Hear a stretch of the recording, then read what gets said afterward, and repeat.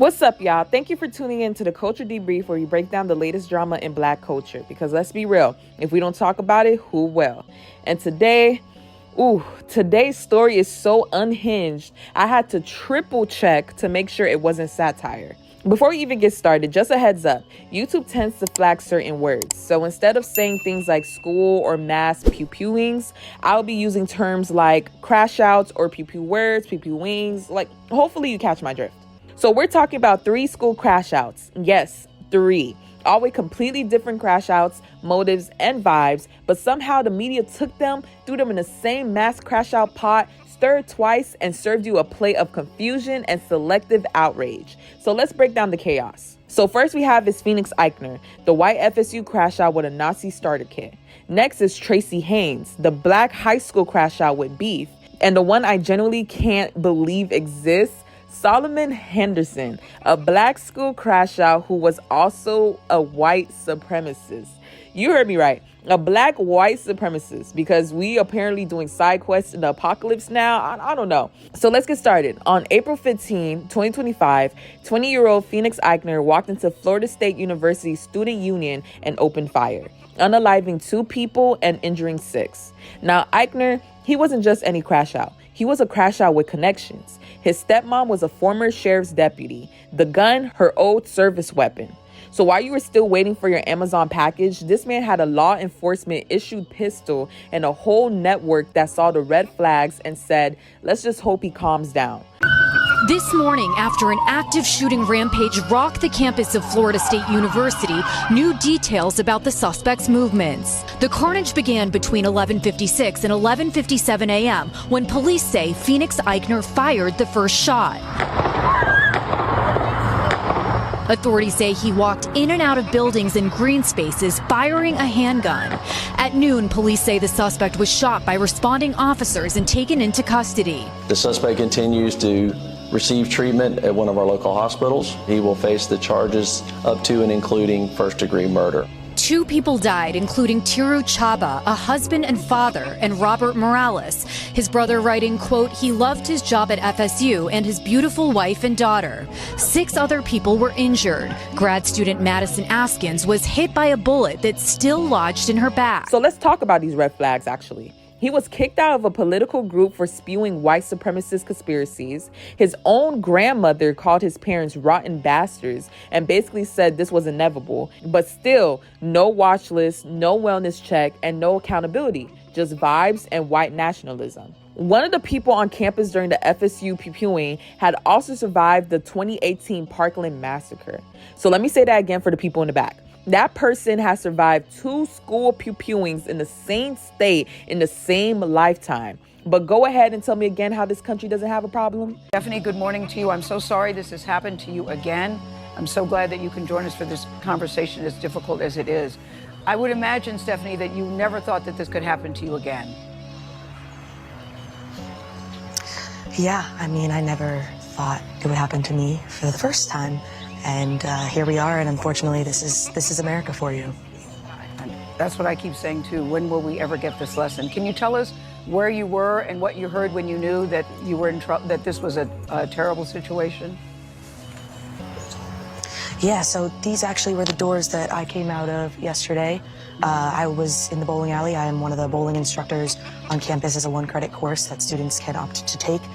And we had the music playing pretty loudly, so unfortunately we didn't hear anything, which we were lucky that some of my students looked out of the glass doors and saw everybody running.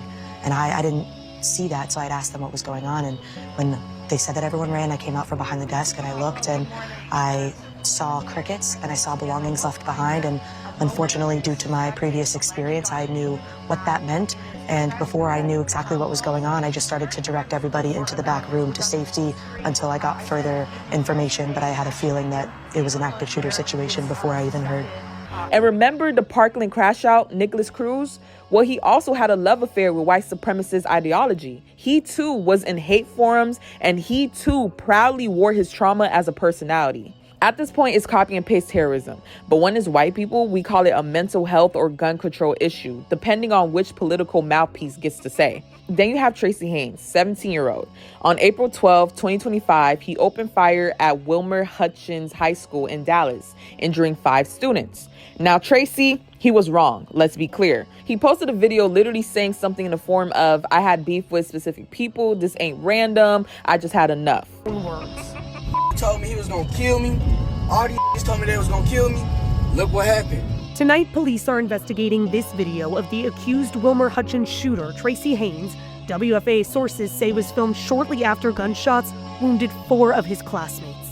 Initially posted to Instagram, our sources confirmed the video's authenticity Wednesday. Police have not yet revealed a motive in this case, but those sources tell WFAA they are using this clip to investigate not only what happened, but also why. I know I was wrong for what I did, but I didn't want to do it. But I had to do it. I'll be if one of us get buried again. I'm tired of us getting buried and nobody doing about it. In the clip, Haynes never specifies exactly what he did, but does say he loves his nieces and nephews, and that he believed people were going to kill him. My mama gone, my granny gone, everybody gone that I love. So I can't go. I'd rather y'all see me like this, locked up, than y'all see me dead in the ground. WFAA also obtained and verified this surveillance video of the shooting from inside the high school. Watch as students scramble, as Haynes, according to police, fired indiscriminately, then point blank at a fellow classmate. So, was it dumb? Yes. Violent? Yes. Terrorism? No. But that didn't stop the media from going, Black school crash outs, rise of youth violence, urban terror in our schools. You see how quick they are to assign labels when it fits their favorite narrative? Now let's talk about Solomon Henderson, and please brace yourself because this one feels like an episode of Black Mirror. Back in January 22nd, 2025, Solomon walked into Antioch HS in Tennessee, unalived 1 student, injured another, and then unalived himself. But here's the part that made me literally scream into a pillow. Solomon was a Black white supremacist, like I said. Like, seriously, he admired mass crash outs. He posted neo-Nazi content. He had extremist white nationalist beliefs as a Black teen. I mean, just imagine Uncle Ruckus going Rambo, okay? This man had so many internalized self-hatred, he thought the solution was to adopt the exact same belief used to oppress him, then act on them violently. And if that's not the most tragic, broken, ironic thing you ever heard, I don't know what is. The media didn't even know what to do with this one. You could literally hear the news anchor buffering mid-sentence. A Black crash out who identified as a follower of far-right extremism? Yeah, like, try to sit with that one, by the way. It's happened, and this morning law enforcement are hoping new details about Solomon Henderson shed light on that question after he fatally shot Jocelyn Correa Escalante. According to ABC News sources, Henderson held radical, violent beliefs and self-hatred.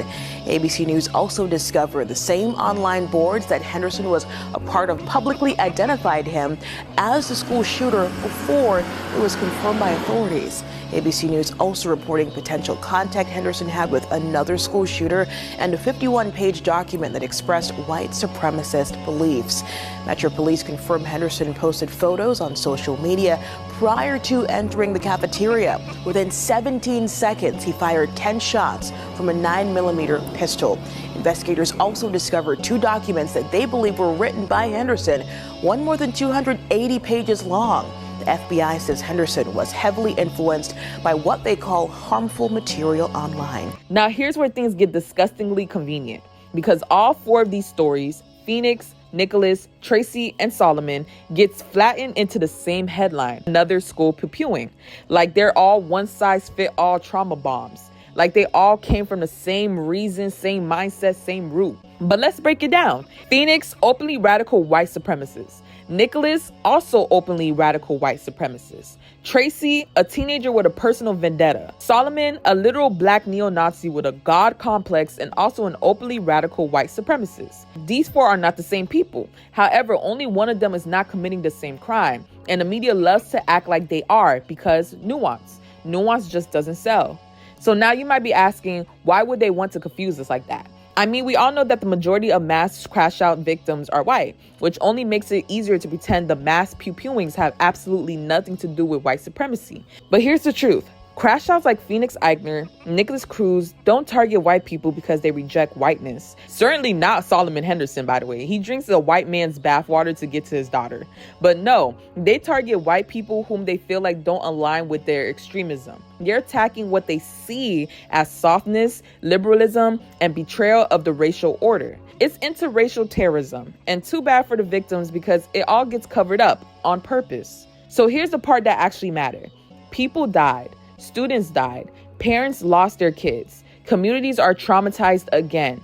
And you know what the media gave them? A watered down fairy tale that dodges the truth.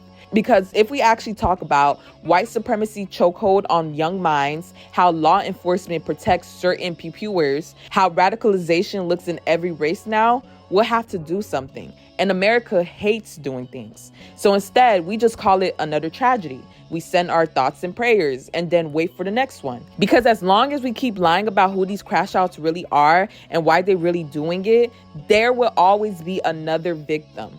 So let's not sit here and pretend that mass crash outs are created equal, because they're not. And until we stop erasing the ideology behind these pew-pewings, until we stop pretending black teens with personal beefs are the same as radicalized terrorists, until we stop letting white supremacy hide behind sad boy stories and family-issued guns, the body counts will keep climbing, the survivors will keep stacking, and the headlines will keep lying. So drop your thoughts in the comments. Why is the media so allergic to calling white pew-pewers what they really are?